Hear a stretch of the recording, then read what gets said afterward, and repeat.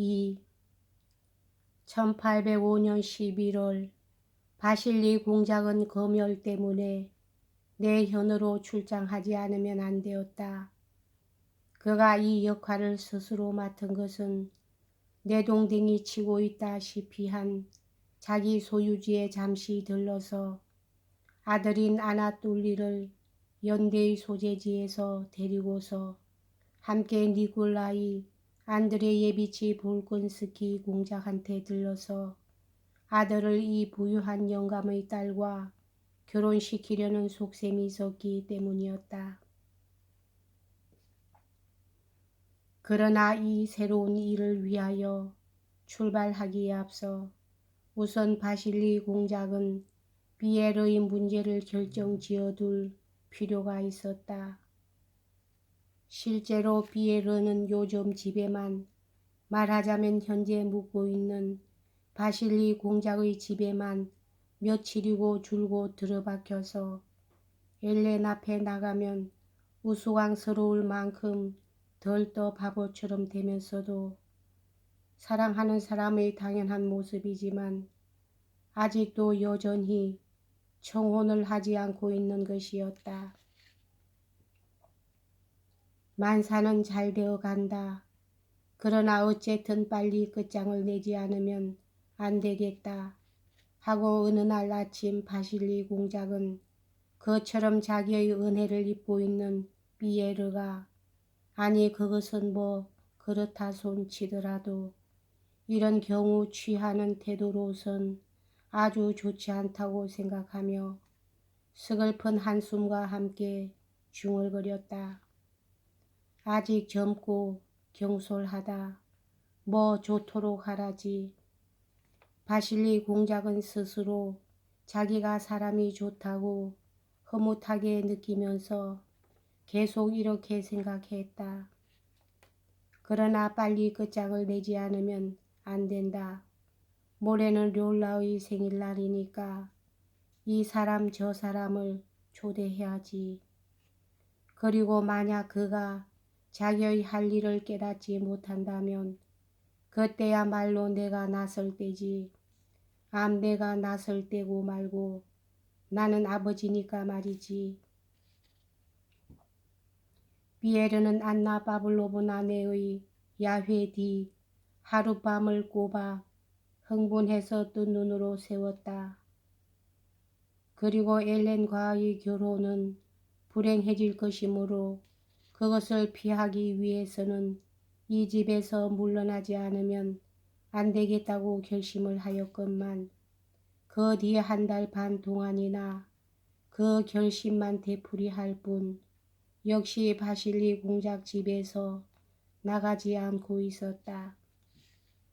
더욱이 세상 사람들의 눈에는 자기는 그녀와의 관계를 나날이 더욱 밀접하게 만들고 있는 데다가 이제는 도저히 전과 같은 생각으로 그녀를 바라볼 수도 그녀한테서 자기를 잡아뗄 수도 없으므로 이건 무서운 일이 된다. 그러나 어떻든 자기의 운명을 그녀와 결합시키지 않으면 안 된다고 그는 두려움을 품으면서 느끼는 것이었다. 혹은 그도 자기를 억제할 수 있었을는지도 모른다. 그러나 바실리 공작의 집에서는 야훼가 없는 밤이라고는 하루도 없었다. 이제까지는 이 집에서 손님을 초대하는 일이 거의 없었다. 그래서 만약 비에르가 사람들의 만족감을 해치고 모두들의 기대를 배반하고 싶어 하지 않는 이상 그는 반드시 이 야훼에 얼굴을 내놓지 않으면 안 되었던 것이다. 바실리 공작은 이따금 밖에는 집에 있지 않았는데 집에 있을 때 비에르의 옆을 지나갈 때면 그의 손을 아래쪽으로 잡아당기고서 산뜻하게 면도질이 된 주름투성이의 뺨에 입을 맞추도록 하기 위해 아무 생각 없이 그에게로 내밀면서 내일 또 라든가 그럼 식사 때에 그렇지 않으면 난 이제 자네를 만나지 못하니까 말이야 라든가 난 자네 때문에 집에 있는 거야 라든가 하고 말하는 것이었다. 그러나 바실리 공작은 그의 말에 의하면 피에르 때문에 집에 있을 때에도 그와는 단 한마디의 말도 하지 않았음에도 불구하고 피에르는 벌써 그의 기대를 배반할 용기가 없는 자기 자신을 느끼는 것이었다. 그는 매일같이 언제나 똑같은 것만을 혼자서 계속 생각하고 있었다. 자, 이젠 그녀를 이해하여 그녀가 어떤 여자인지 판단을 내리지 않으면 안 된다. 나는 이전에 오해하고 있었는지도 모른다. 혹은 지금 오해하고 있는 것이 아닐까? 아니다. 그 여자는 바보가 아니다. 아니 그 여자는 훌륭한 처녀다. 하고 이따금 그는 자문자답하는 것이었다. 그녀는 지금까지 무엇 하나 잘못한 적이 없다. 그녀는 한 번도 무엇 하나 어리석은 말을 하지 않았다. 그녀는 말수는 적지만 말하는 것도 단순하고 분명하다. 말하자면 그 여자는 바보가 아니다. 또 그 여자는 지금까지 한 번도 당황한 적도 없었고 지금도 당황하고 있지 않다. 말하자면 그녀는 나쁜 여자는 아니다. 그는 또 자주 그녀와 성강이를 벌이기도 하고 혹은 의견을 나누기도 하는 기회를 가졌는데 그녀는 언제나 그런 문제에는 흥미를 느끼고 있지 않다는 것을 나타내는 짤막하기는 하나 요령있게 대답하는 적도 있고 또한 무언의 미소와 시선을 가지고 대꾸하는 경우도 있었다. 그 미소와 시선은 그녀가 뛰어난 여자라는 것을 무엇보다도 웅변적으로 피에르에게 느끼게 해주는 것이었다. 이 미소에 비하면 어떤 성강이도 부질없다고 자부하는 그녀가 확실히 옳았던 것이다. 그녀는 언제나 즐거운 것 같고 신뢰하고 있는 것 같은 그에게만 바치는 미소로 그를 대하였다. 그 속에는 언제나 그녀의 얼굴을 꾸미고 있는 보통 사람에 대한 미소보다도 훨씬 의미심장한 것이 들어있었다. 피에르는 모든 사람들이 그가 오직 최후의 한마디를 입 밖에 내놓고 어느 일정한 선을 뛰어넘기만을 기다리고 있다는 것을 알고 있었다. 또 머지않아 언젠가는 자기가 이 선을 뛰어넘으리라는 것도 알고 있었다. 그러나 이 두려운 한 발짝은 생각하기만 해도 정체불명의 그 어떤 공포가 그를 엄습하는 것이었다. 이리하여 그는 점점 더 이 무서운 심연 속으로 말려 들어가는 것을 의식해 온 이 한 달 반 동안에 몇천 번이나 혼잣말을 했는지 모른다. 이게 도대체 뭐람? 필요한 것은 결단력이다.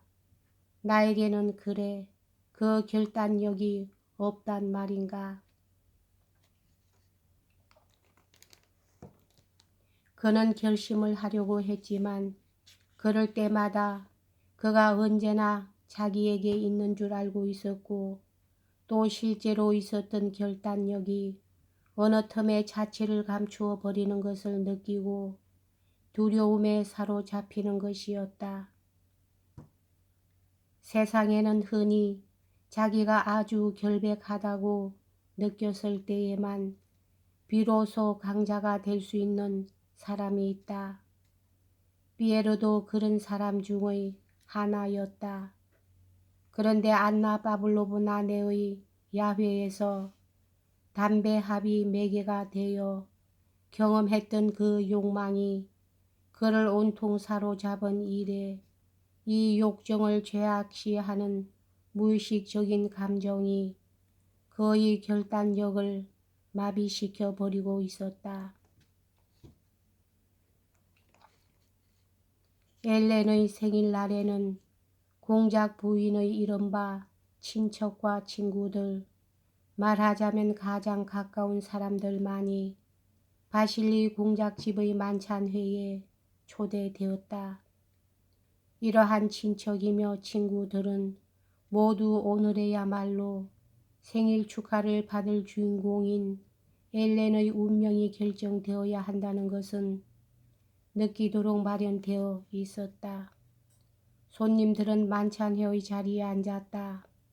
한때는 미인이었을 뚱뚱하고 의젓한 꾸락인 공작 부인은 주인 곁에 자리 잡았다. 그 양쪽에는 노 장군, 그의 부인 안나 파블로브나 쉐레르 등 가장 귀한 손님들이 자리를 잡고 있었다. 탁자의 끝쪽에는 비교적 나이가 젊고 신분이 낮은 손님들이 앉아 있었다. 그리고 집안 식구들 피에르와 엘렌도 역시 거기에 나란히 앉아 있었다. 바실리 공작은 식사는 하지 않고 잔뜩 좋은 기분으로 탁자 주위를 돌아다니면서 이따금 여기저기의 손님 옆에 끼어 앉는 것이었다. 그는 어느 손님에게나 꾸밈없는 즐거운 말을 건넸지만 피에르와 엘렌에게만은 예외로 그는 이 두 사람의 존재를 알아채지 못하기라도 한 것 같았다. 바실리 공작은 모두들의 기분을 들뜨게 했다. 백납촉은 휘황하게 타오르고 은그릇, 유리그릇, 부인네의 나들이 옷, 견장의 금은 몰이 반짝이고 있었다. 탁자 주위를 빨간 웃옷의 하인들이 왔다 갔다 하고 나이프, 컵, 접시의 소리, 탁자를 둘러싼 몇 쌍인가의 사람들이 서로 주고받는 활기를 뗀 이야기 소리가 들리고 있었다. 한쪽 끝에서는 늙은 시종이 역시 늙은 남작 부인에게 불타는 사랑을 고백하는 소리와 부인의 웃음소리가 뒤얽혀 들렸다. 또 한쪽에서는 마리아 빅토르브나라는 부인의 실패담이 들려왔다. 탁자의 한가운데에서는 바실리 공작이 자기 주위에 청중을 모으고 있었다.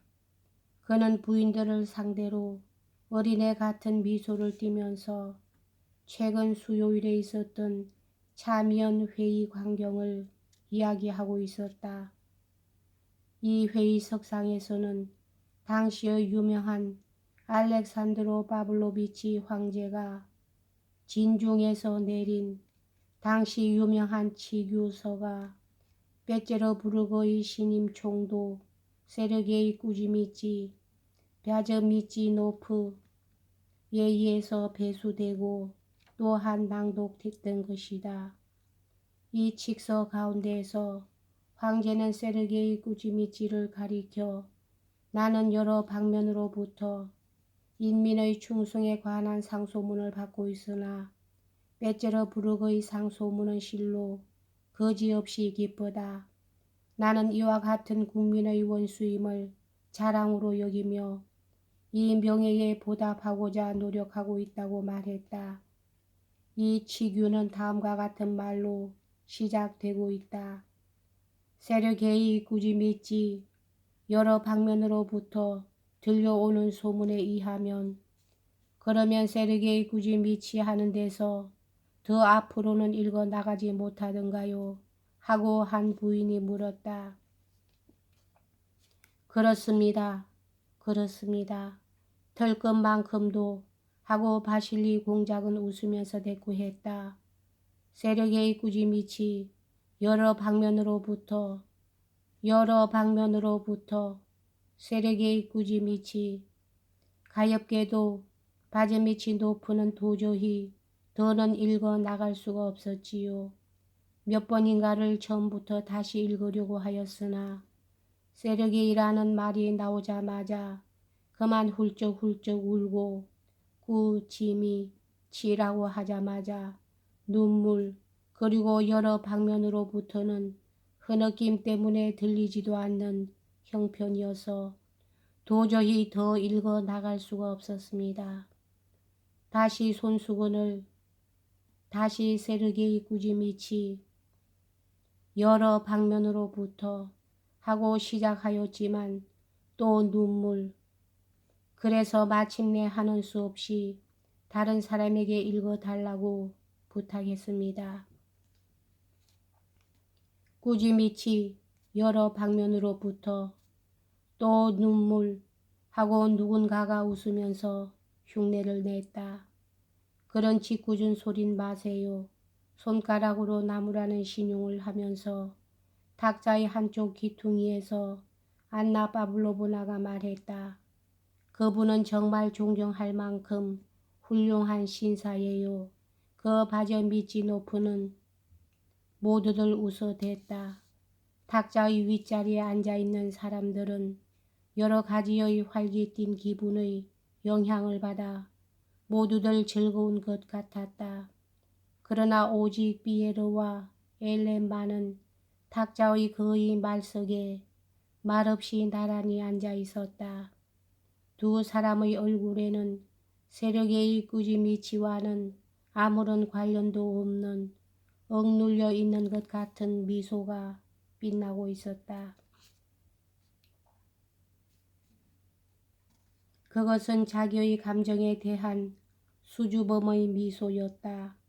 다른 사람들이 무슨 말을 하건 또 어떻게 웃고 농담을 하건 아무리 맛있게 라인 포도주며 소째며 아이스크림을 먹건 아무리 이 한 쌍의 남녀에게서 시선을 피하건 또 아무리 이 한 쌍에 대해서 냉담하고 무관심한 얼굴을 하건 이따금 그들에게 던져지는 눈초리에 의해서 세르게이 꾸지미치의 이야기도 식사도 웃음도 모두가 다 가장된 것이며 모든 사람의 주의력은 이 한 쌍 말하자면 피에르와 엘렌에게 집중되어 있는 것이 아닌가 하고 어째선지 그렇게 느껴지는 것이었다.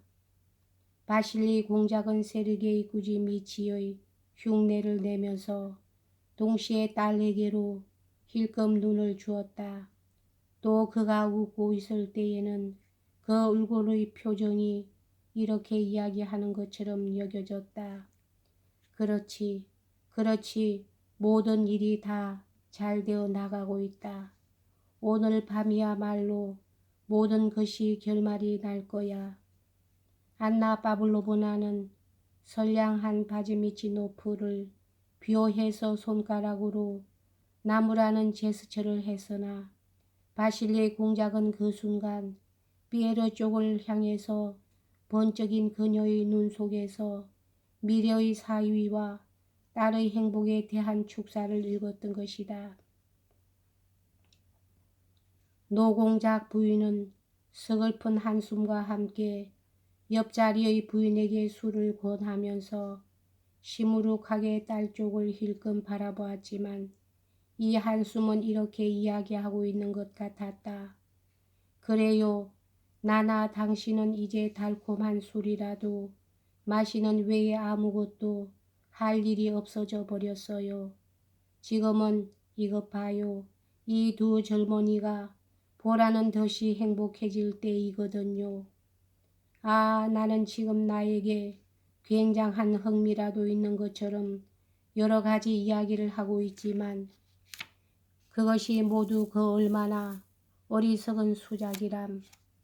연인들의 행복한 듯한 얼굴을 바라보면서 그 외교관은 생각했다. 저런 것이야말로 행복이다. 이 좌중을 결합시키고 있는 이 같은 부질없고 천박하며 인위적인 흥미 속에 아름답고 건강한 젊은 남녀의 서로 그리워하는 단순한 감정이 나타난 것이다. 그리고 이 인간적인 감정은 온갖 것을 압도하고 그들의 온갖 인위적인 짓거림 위를 높이 날고 있는 것이었다. 익살도 즐겁지가 않고 여러 가지 새로운 소식도 흥미가 없고 활기도 분명 꾸며진 것이었다. 여기까지 하겠습니다.